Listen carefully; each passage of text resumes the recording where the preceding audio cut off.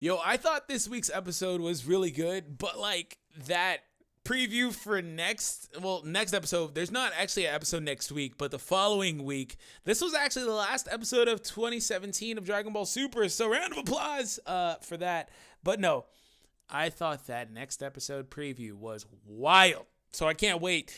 Anyways, hope you guys enjoyed the subscribe. If you know, let's go ahead and talk about the latest episode that you guys just witnessed today, this week, whenever you're seeing this video. Episode 121, All Out War, the ultimate quadruple merge versus Universe 7's full-scale attack. So this one basically was Paparoni and then the other robotic type beings from Universe 3 all merged into Anilaza or Raza. It's basically it's just kind of like, I don't really want to explain it, but it's just the way that the L and R kind of are similar. Both of them are correct, though.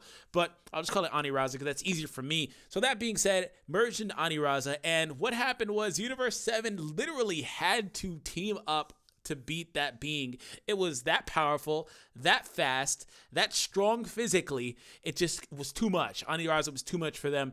And as it should be, man, we've always known fusion in this show to be something that was just of monstrous proportions. It allowed the users to just come out way more powerful than the sum of their parts, which is awesome when you think about it when it comes to this type of a fusion. And the funny thing about it is we see literally the same thing that they talked about whenever they first played with the idea of Potara fusion in this arc, whenever Kefla did it, and they were like, hey, well, yeah, you get more stronger, but also understand that if that fused being is eliminated, everybody that's part of the fusion is eliminated. So that's why when Aniraza went out, all four of them were eliminated. Whereas if they weren't fused, they probably couldn't have put up that big of a fight. They definitely could have, that good of a fight, but they would have in turn not all been eliminated as part of that process. So that's something to consider when you kind of think about maybe Vegito or Gogeta. I know a lot of people still want those guys to make an appearance in this arc for whatever reason. I don't really care either way, but just one thing to consider.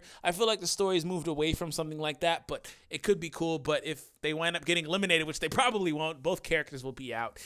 So let's also talk about Android 18.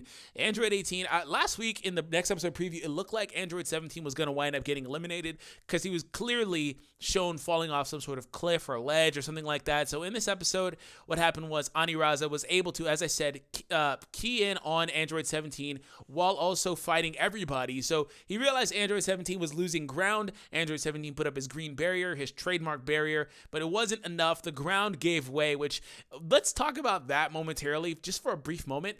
That is supposed to be one of the strongest forms of metal in just Dragon Ball's just lore, period. And they have just destroyed it utterly. Like, it's really interesting when you think about that too, because in the pre-tournament, I think the gods fought something like that. In the pre-tournament, it was shown to be pretty sturdy for the most part, but the gods still destroyed it. But that's god level beings, right? But these guys are really powerful to the point where they are destroying, I think it's Kachin or something like that element. And that's one of the things I wanted to point out because we've probably forgot about that because there was a couple episodes in there throughout this arc where they kind of treated it like it was just regular like asphalt and it just wasn't what it really was. So just wanted to point that out. But anyways, aside from that, Android 18 does wind up sacrificing herself after Anilaza tried to eat her. No innuendo intended there. He literally tried to eat her. So after that, she winds up sacrificing herself, and you kind of look at it, it's like, well, they're kind of eliminating the Universe 7 characters in terms of their power. It's kind of weird. I came to that realization this episode. Maybe some of you guys have looked at it too.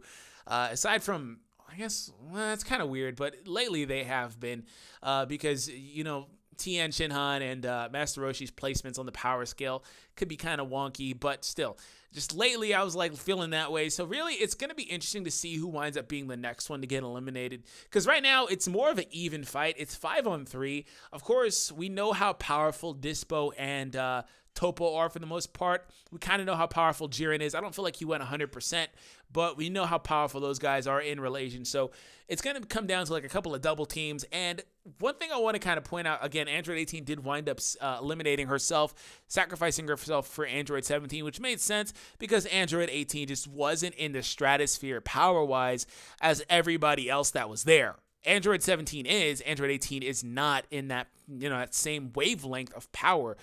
So we already saw kind of what Android 17 can do whenever he was fighting against Goku, prior to the tournament when Goku went out and recruited him. So we know where he is. It's just Android 18 just isn't there.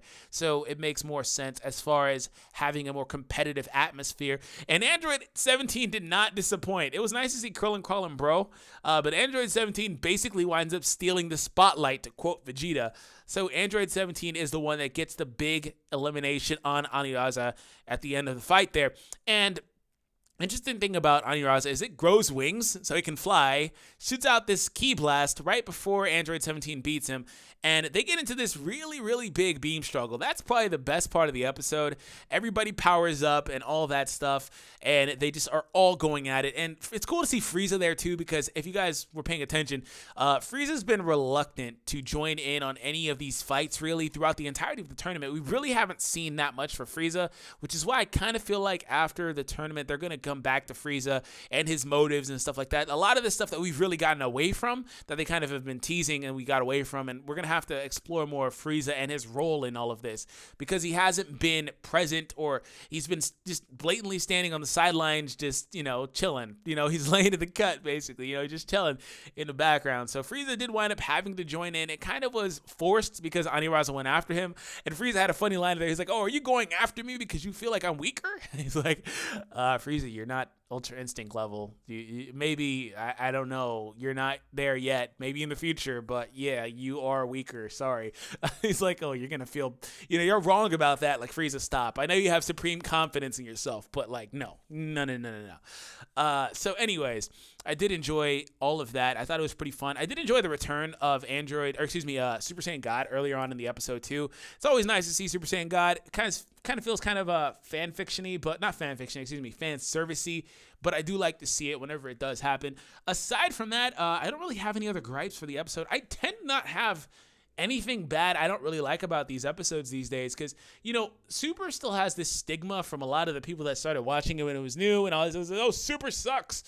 I feel like Super's gotten really good lately. A lot of the minor gripes of the issues have kind of been just superseded. Like, for example, the art/animation in this episode was decent in the beginning portion, but it was God tier towards the end of it, whenever Android 17 was just fighting against Aniraza and got that punch in. So it got God tier. They can do things like that. It just comes down to budget. So really, that's it. I don't really have much else to say. I'm trying to make sure that I don't forget anything. The characters were narrating the whole time. Oh, Jiren.